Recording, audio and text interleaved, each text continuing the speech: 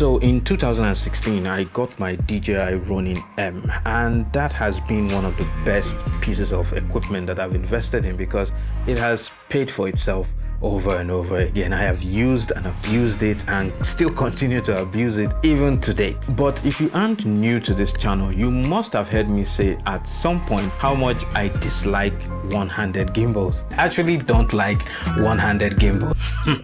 Why then did I get this? I mean, do I have a problem? Maybe I'm addicted to buying equipment, so maybe I have GAS, gear acquisition syndrome. I got this from Camera Joint, by the way. Shout out to them. They did not pay me for this. I just think that their products are of really good quality and their customer service is good. I haven't done an unboxing before. Fun fact, I got this thing during NYC camp. I'm not joking, 2015. I've had this thing.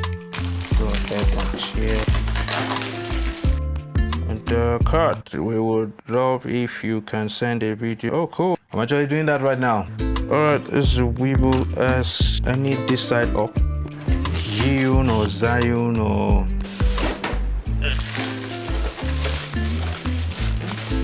manual service card. Who reads those? I'm joking, I'll read it later.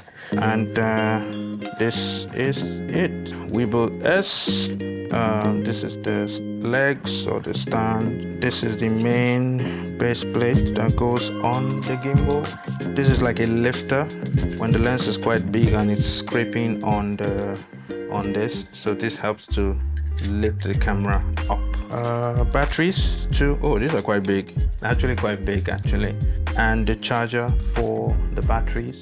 Last but definitely not least, the gimbal itself, the Weebil-s, is definitely as small as I wanted it. This is portable, this is small. I can travel with this. I can very easily get shots from a moving vehicle with this, and yeah. Now, why did I buy a 3-year-old gimbal? I mean, are there no newer and better gimbals on the market like the RS3? I don't know if there's an RS4 now, Zhiyun Crane 4 now, and all. Well, newer is not always better. Newer doesn't really equal better. I did do a little bit of a research, and people who have been using gimbals, especially these types of one-handed ones, way longer. I mean, they were like, in terms of the basic functions, in terms of the stabilization and all of that, there's not that much of a difference. What just makes the other ones different are just the bells and whistles and the extra bits of things that just make it work, that just make working with those other ones a little bit better. But aside from that, there's not that much of a difference in terms of how they work. If you like this content, please take a moment to subscribe and drop a comment. Thank you.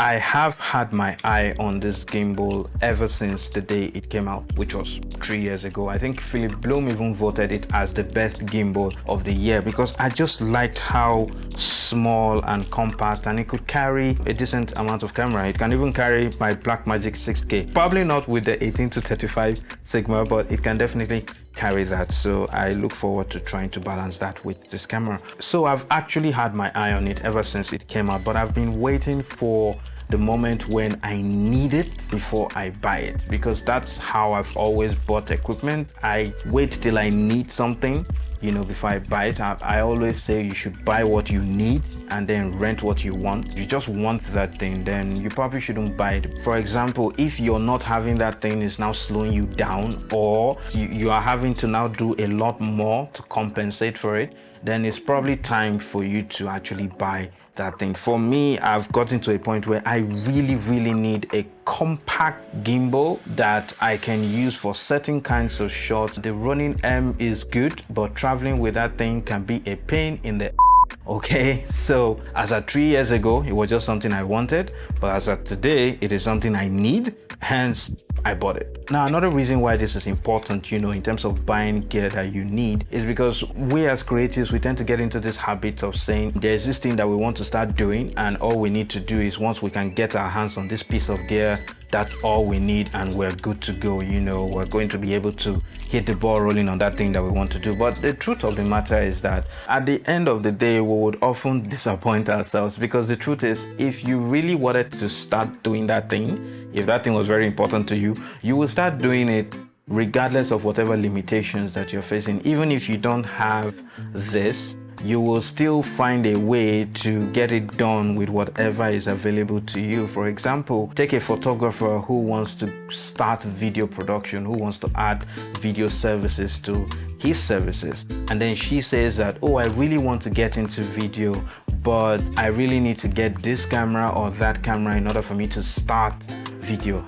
Madam, is a lie. If you truly, really wanted to do that thing, that camera that you're already using to take your photos, start learning how to do video with it. Start doing the videos with it. And then by the time you get to a point where there are certain features, there are certain capacities, so to speak, that camera doesn't have, and it is really frustrating your work and is bringing the quality of your work down, then you should now consider saying, okay, now it's time that I really need this camera, okay? And so this is what I believe it's the cure to overcoming GAS. If you're watching this and you have that problem and you're always buying equipment and you buy the equipment and it just sits in your drawer and you're not using it for anything, that's because you bought something that you just wanted. You did not really need it, because if you needed it, you would be using that thing, well, not every single one of your shoot, but you'll be using that thing on 80% of your shoot. If this video have been helpful to you, then you should go check out my video on how I color grade in seconds, how I color grade really fast.